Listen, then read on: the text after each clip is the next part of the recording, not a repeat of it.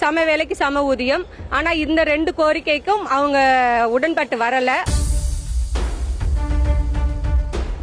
மகளிருக்கு முதலிடம் சொல்றாங்க. மகளிருக்கு இந்த மாதிரி கேவலமா இருக்கிறது எந்த இதுல நடக்குமா சொல்லுங்க?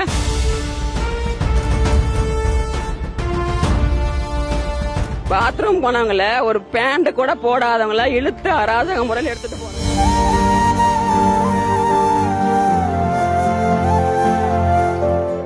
கைவிடு கைவிடு, நீதிமன்ற மேல்முறையீட்டை கைவிடு, பணி நிரந்தரம் செய், நிரந்தரம் செய். எம்ஆர்பி நியாயம் தானா, நியாயம் தானா? தமிழக அரசை, தமிழக அரசை, தமிழக அரசு, தமிழக அரசு உருவாக்கிடு. தமிழக அரசை, தமிழக அரசை, தமிழக அரசு, தமிழக அரசு நிரந்தர தன்மையில் மேல்முறையீடு செய்தது நியாயம் தானா, நியாயம் தானா? மேல்முறையீடு செய்தது நியாயம் தானா, நியாயம் தானா? வணக்கம். நாங்க எம்ஆர்பி தேர்வு எழுதி எம்ஆர்பி ரெக்ரூட்மெண்ட் போர்டு மூலமா பணி நிரந்தரம் பணியில் அமர்த்தப்பட்ட செவிலியர்கள் 6 நாளா உள்ளிருப்பு போராட்டம் நாங்க நடத்திட்டு இருக்கிறோம்.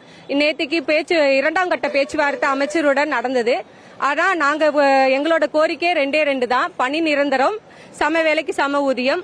ஆனா இந்த 2 கோரிக்கைக்கும் அவங்க உடன்பட்டு வரல.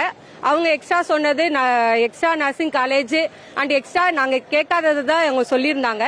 எங்களுக்கு சம வேலைக்கு சம ஊதியம் வரணும், பணி நிரந்தரம் வேணும். அதை தான் கோரிக்கையாக நாங்க கேட்டிருக்கோம். அது எங்களோட பேச்சுவார்த்தை தோல்வி அடைந்ததுனால இதை நாங்க அடுத்து கண்டினியூ பண்ணிட்டு இருக்கிறோம். தமிழ்நாடு முழுவதும் அனைத்து தலைமை மருத்துவமனையிலயும் நாங்க போராட்டத்தை கண்டினியூ பண்ணிட்டு இருக்கிறோம். நாங்க 2015 எக்ஸாம் எழுதி எம்ஆர்பி செலக்ட் ஆகி தான் வந்திருக்கோம். நான் இதோட 10 வருஷம் ஆகுது. இன்ன வரைக்கும் எங்களுக்கு ரெகுலர் பண்ணல. அதை கேட்கறது தப்பா? எங்களுக்கு என்ன கேட்கறோம்? சம ஊதியம் சம வேலைன்னு தான் நாங்க கேட்கறோம்.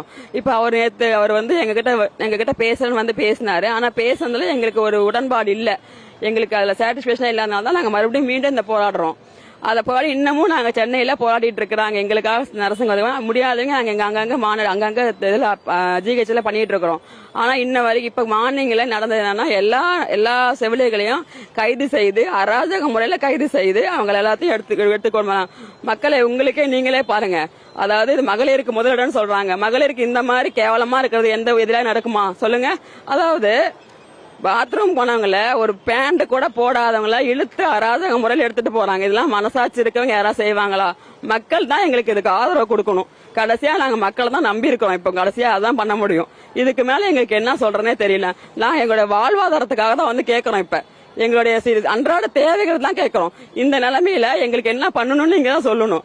நாங்க அதிகமாலாம் கேட்கலையே. நாங்க உடனே கேட்கலையே. நாங்க இப்ப 10 வருஷம் ஆகுது. 18,000 சம்பளத்தை இன்னும் எவ்வளவு நாங்க உட்காந்துட்டு இருக்கோம். பின்னாடி வந்தவங்க எல்லாமே அதிகமா தானே வாங்குறாங்க. நாங்க இப்ப 10 வருஷம் இப்ப இவ்வளவுதான் சம்பளம்னு கேட்டா இப்ப நாங்க தாங்கிக்க முடியும் சொல்லுங்க? அதுக்காக தான் நாங்க கோரிக்கை வச்சு பண்ணிட்டு இருக்கோம்.